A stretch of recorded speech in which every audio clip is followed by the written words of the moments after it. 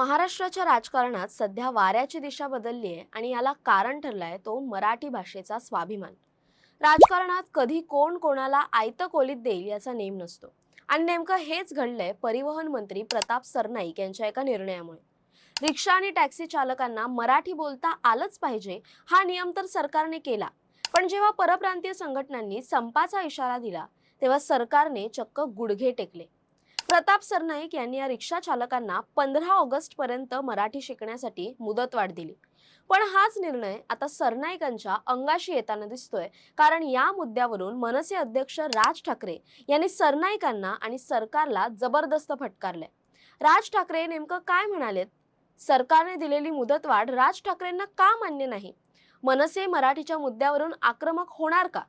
पुन्हा rickshaw taxi चालकांना प्रसाद मिळणार का? यावर सविस्तर आपण पुढे बोलणार आहोत।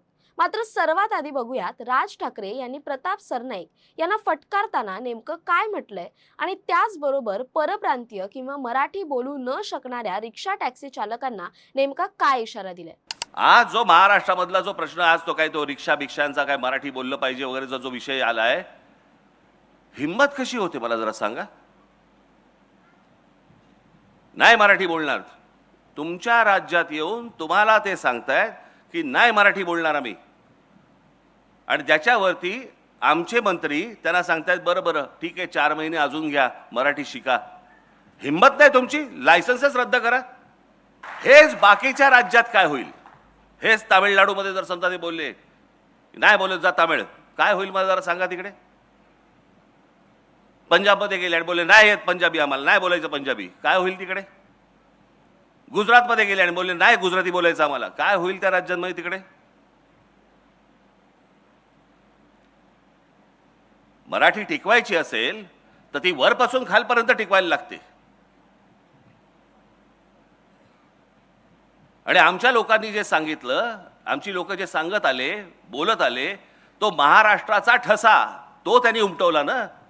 राज ठाकरे यांनी मराठी सक्तीवरून रिक्षा आणि टॅक्सी चालकांना फटकारताना म्हटलंय की आम्ही मराठी बोलणार नाही, असं म्हणण्याची यांची हिम्मतच कशी होते?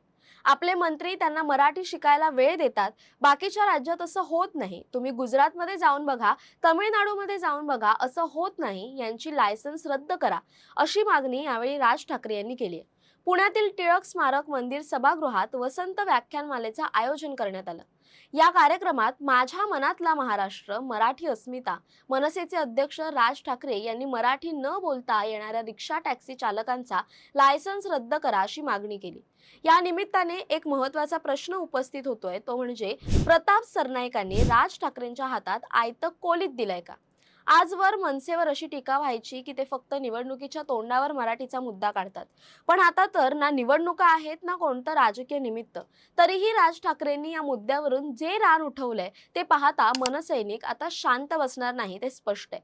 राज ठाकरे जेव्हा एखादी मागणी करतात तेव्हा तो मनसैनिकांसाठी आदेश असतो। आता हेच मनसैनिक रस्त्यावर उतरून पुन्हा एकदा खळखट्याक करणार का? उत्तर प्रदेश आणि बिहार मधून आलेल्या त्या माजुरड्या रिक्षा चालकांना, जे महाराष्ट्रात राहून मराठीला विरोध करतात, त्यांना मनसेचा प्रसाद मिळणार का? हा सध्याचा सर्वात मोठा प्रश्न आहे।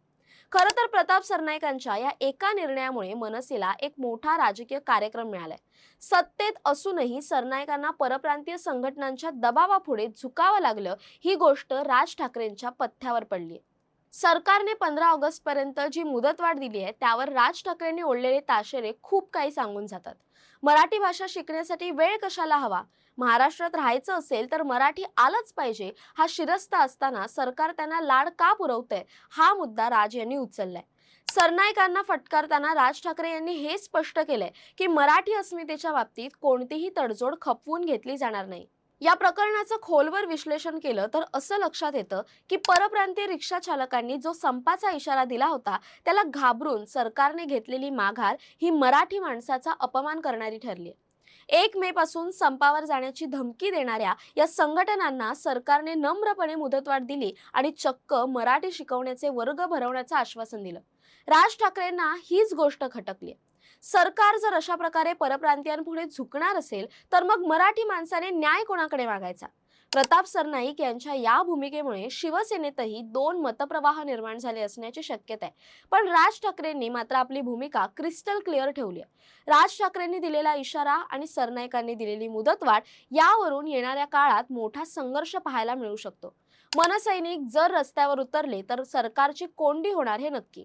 मराठी बोलणार नाही असं बोलणाऱ्यांना मुदतवाढ द्यायची ही सरकारची भूमिका त्यांच्यावरच बुमरँग होण्याची शक्यता आहे.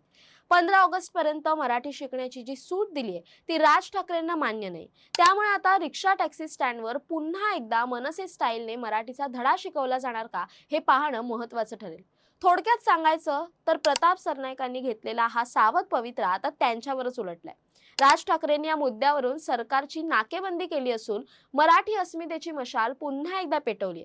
आता या राजकीय युद्धात सरनाईक आपली भूमिका बदलणार की त्याआधीच मनसैनिक रस्त्यावर उतरून स्वतःचा कायदा राबवणार?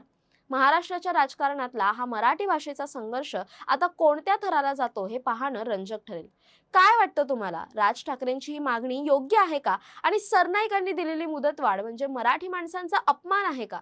मराठी बोलता न येणाऱ्या रिक्षा टॅक्सी चालकांचे लायसन्स रद्द करायला हवेत का? कमेंट्समध्ये तुमची मतं नक्की कळवा. तसेच अशा नवनवीन व्हिडिओसाठी टाइम महाराष्ट्राला सबस्क्राईब करा. धन्यवाद.